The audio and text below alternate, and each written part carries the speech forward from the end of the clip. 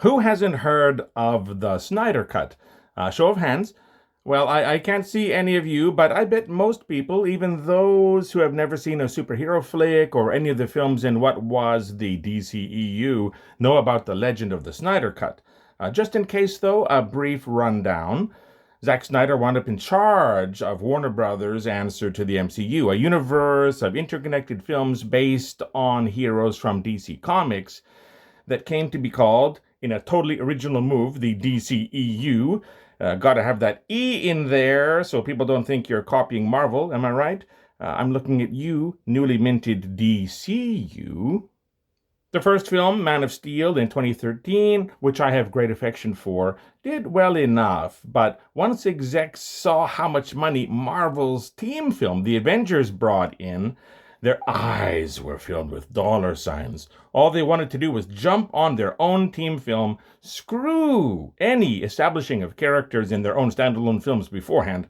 So, no new Batman film, no setup with a Wonder Woman film, no introducing Aquaman in his own film, at least not before the team movie. Wonder Woman and Aquaman would get their own solo outings soon enough, both to great acclaim and massive box office hauls. But the team film was made the priority. And that kind of a team film, but not exactly a team film, 2016's Batman v Superman Dawn of Justice was okay, middling, compromised. Anyway, it was dark and not precisely fun or joy-filled. Jump to barely a year later, and filmgoers were treated to the real team film, Justice League. And it was a mess. To put things in perspective, 2017 delivered R-rated Logan, definitely the best of the solo films featuring Marvel's Wolverine. A budget of around $100 million, give or take, garnered $620 million in ticket sales. Great! The same year also brought us an R-rated horror film about a bunch of junior high school kids going to war with a killer clown. It cost around $40 million and hauled in a whopping $720 million. An R-rated film about just in their teens kids fighting a killer clown?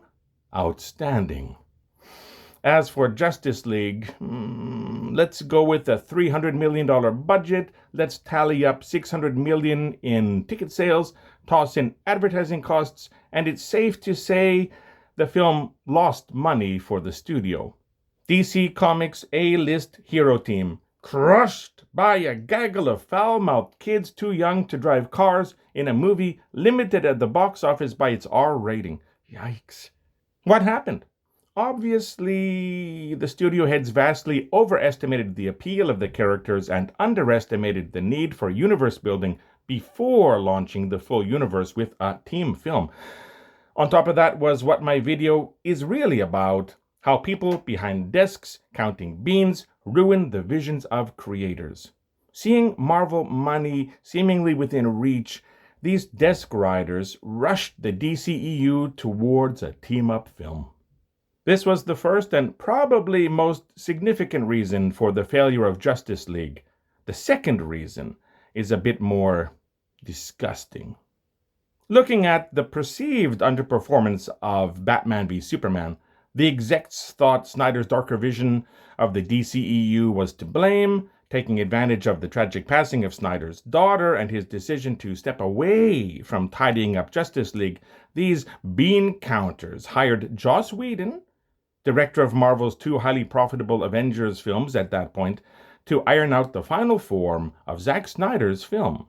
And by iron out, I mean drop about $25 million on extensive reshoots and retool huge parts of the narrative and paint over the original concepts with something following a much lighter tone and different overall vibe. What is now called, by some at least, Justice League, was generally despised and really pulled the rug out from under the entire universe that hadn't even had its big bang.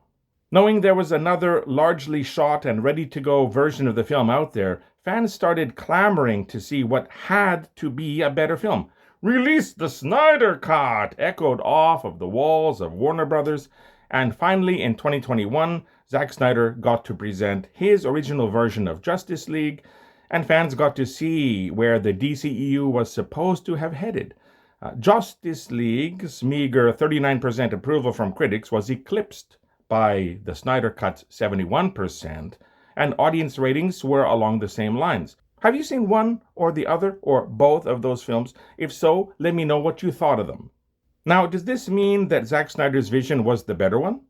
Clearly. Does it mean that the Snyder Cut is a great film? No, it's still compromised by the rush job studio heads put on the DCEU as a whole, but seeing what the original creator intended is much more satisfying than seeing what desk jockeying, spreadsheet reading, focus group humping studio execs thought would make a great film.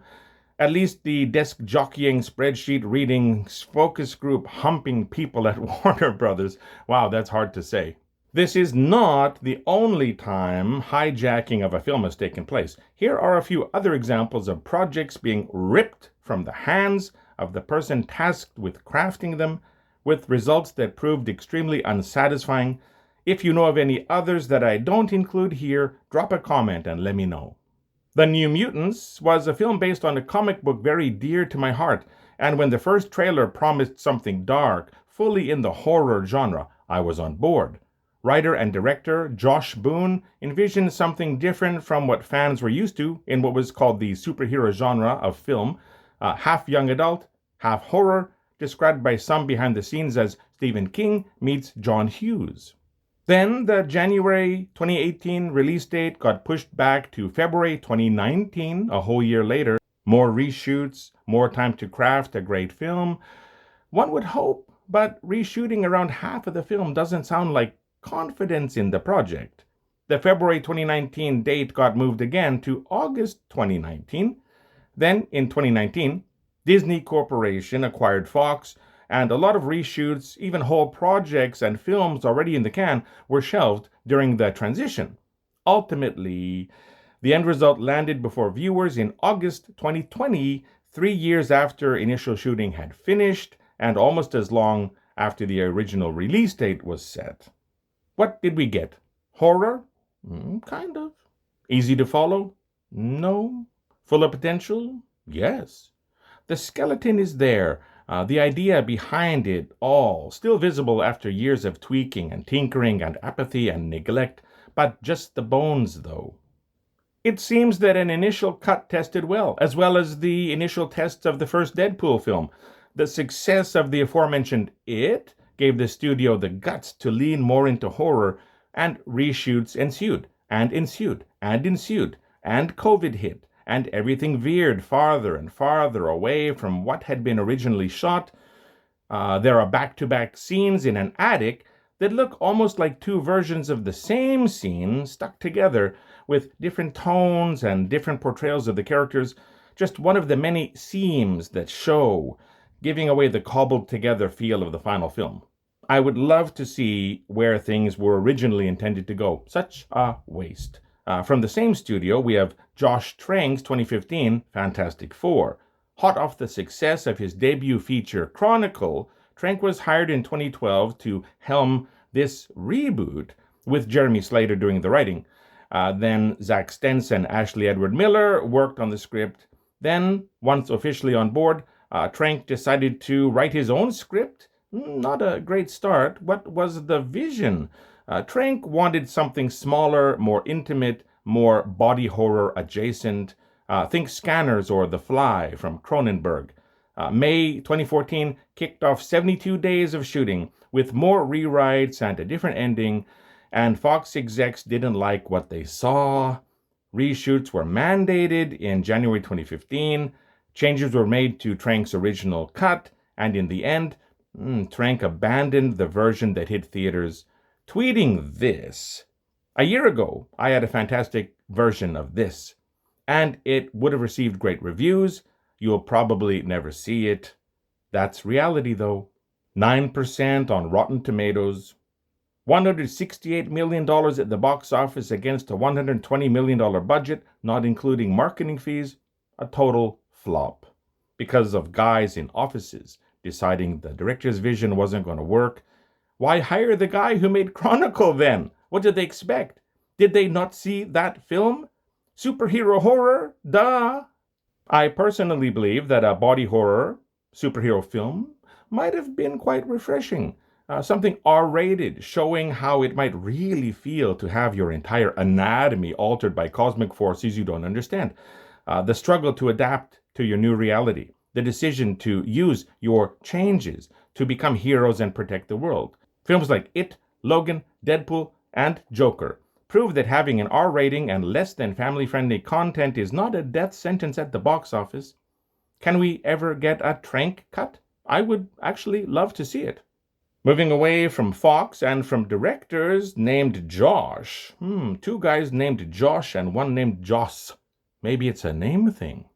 Solo, a Star Wars story.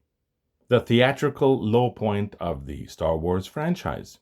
The plan was to release something every year, a main Star Wars film progressing the greater saga one year, and a standalone film exploring the smaller corners of the galaxy the next, and repeat. It worked with The Force Awakens and Rogue One.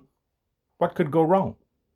Phil Lord and Christopher Miller, makers of this year's Project Hail Mary, by the way, were brought on board to film a script developed by Lawrence and Joseph Kasdan. Lord and Miller are also responsible for the outstanding Spider-Verse animated features, so they bring a talent and vision with a proven track record now, but at that time they were mainly known for Cloudy with a Chance of Meatballs and the Lego Movie, I guess.